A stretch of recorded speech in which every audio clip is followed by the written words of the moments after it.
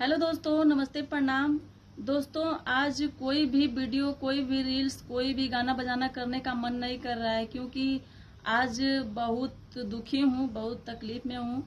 क्योंकि पूरे social media पे एक महिला का वीडियो वायरल हो रहा है जो कि वो जनता से इंसाफ मांग रही है, गुहार कर रही है, रो रही है, बिलख रही है। यहाँ तक कि उन्होंने सुसाइड करने का भी बात रख दिया है और जनता से इंसाफ मांग रही हैं। जी हाँ, मैं बात कर रही हूँ ज्योति सिंह का, जो कि सुपरस्टार पवन सिंह की पत्नी है। ज्योति सिंह, आप लोगों को पता होगा, आप लोग भी देख रहे होंगे। तो रो रही हैं, बिलख रही हैं पवन सिंह के लिए। तो उनके लिए मैं भी हाथ जोड़ के गुहार कर रही हूँ ज्योति की तरफ से। तो मेरी वीडियो को आप लोग ज़्यादा से ज़्यादा शेयर कीजिएगा और पवन सिंह तक पहुँचाइएगा। तो गीत लाई हूँ छोटा सा। बिलखी बिलखी ज्योति भाभी रोवतारी हो, बिलखी बिलखी ज्योति भाभी रोवतारी हो।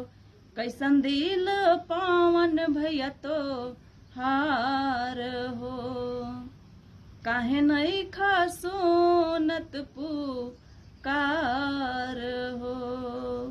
कैसन दिल पावन भैया तो हार हो। छोट मोट गलतिया के कर देही माफ हो, छोट मोट गलतिया के कर देही माफ हो।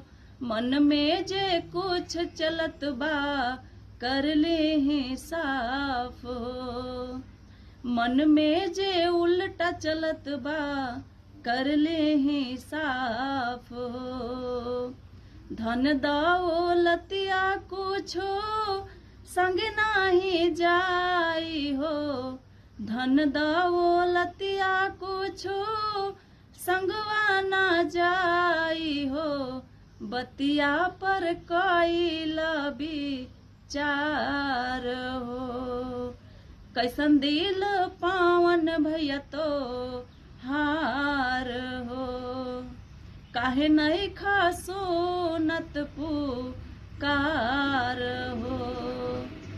रखली हाय भैया सेनुरा के लाज हो, रखली हाय भैया सेनुरा के लाज हो।